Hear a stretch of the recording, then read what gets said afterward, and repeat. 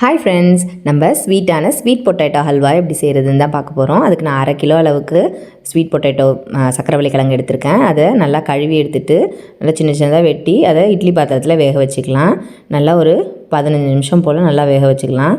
பாருங்கள், இப்படி குத்தி பார்த்தா நல்லா வெந்து வந்திருக்கும். அதை எடுத்து தனியாக வச்சிடலாம், ஆற வச்சிடலாம். இப்போ நான் ஒரு 200 கிராம் அளவுக்கு வெல்லம் எடுத்திருக்கேன். அதை தண்ணி ஊற்றி நம்ம நல்லா கரைச்சிக்கலாம்.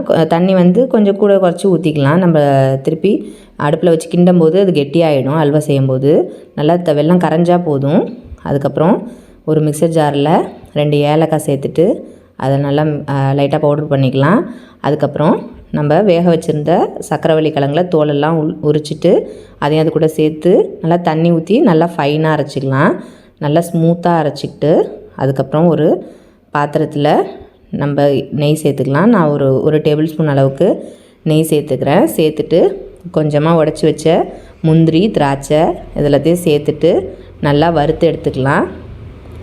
இப்போ அதே பாத்திரத்துலேயே இன்னும் ஒரு டேபிள் ஸ்பூன் அளவுக்கு நெய் சேர்த்துட்டு நான் கோதுமை மாவு சேர்த்துக்கிறேன்.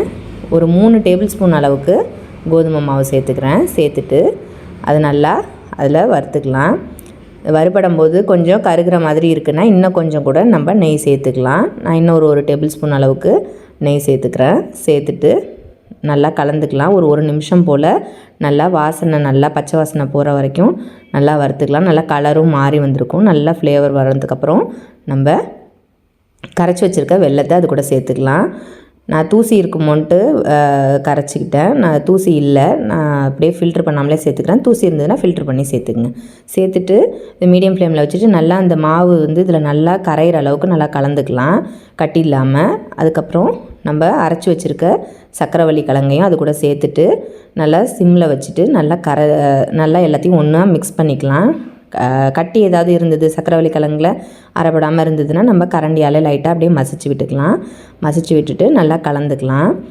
ஒரு 200 கிராம் அளவுக்கு வெல்லங்கிறது போதுமான அளவு. ஏன்னா ஸ்வீட் பொட்டேட்டோ கொஞ்சம் இனிப்பாக தான் இருக்கும். 200 கிராமை விட நம்ம அதிகமாக சேர்க்கும் போது இன்னும் திகட்டுற மாதிரி ஆகிடும். இதை விட குறைவாக சேர்த்தா கூட பரவாயில்ல. உங்களுக்கு இனிப்புக்கு தகுந்த மாதிரி நீங்கள் கூட்டி குறைச்சி சேர்த்துக்கோங்க. எல்லாத்தையும் நல்லா ஒன்று கலந்தாச்சு. ஈரம்லாம் போயிடுச்சு.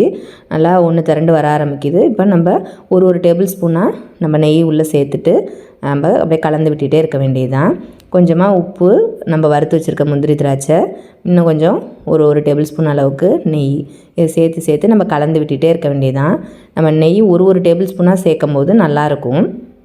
ஒட்டு மொத்தமாக சேர்க்குறத விட நம்ம ஒரு டேபிள் ஸ்பூனாக சேர்த்துட்டு அந்த நல்லா கலந்துட்டு அந்த நெய் அந்த அல்வா அப்சர்வ் ஆனதுக்கப்புறம் திருப்பி மறுபடியும் இன்னொரு டேபிள் ஸ்பூன் அளவுக்கு நம்ம நெய் சேர்த்துக்கலாம். அப்படி சேர்க்கும் போது நல்ல டேஸ்ட்டாகவும் இருக்கும், நல்லா வாசனையாகவும் இருக்கும். இது மாதிரி நான் மொத்தத்துக்கு அந்த மாவு எல்லாமே ஒன்று திரண்டு வந்ததுக்கப்புறம் மொத்தமாக ஒரு 6 டேபிள் ஸ்பூன் அளவுக்கு நெய் சேர்த்துருக்கேன். அந்த அல்வா எல்லாம் ஒன்று திரண்டதுக்கு அப்புறம் அதுக்கு முன்னாடி ஒரு 3 டேபிள் ஸ்பூன் நெய் சேர்த்துருக்கேன். அது இல்லாமல் இது அதுக்கப்புறம் ஒரு 6 டேபிள் ஸ்பூன் அளவுக்கு நெய் சேர்த்துருக்கேன். இது போதுமான அளவு நெய்யாக இருக்கும்.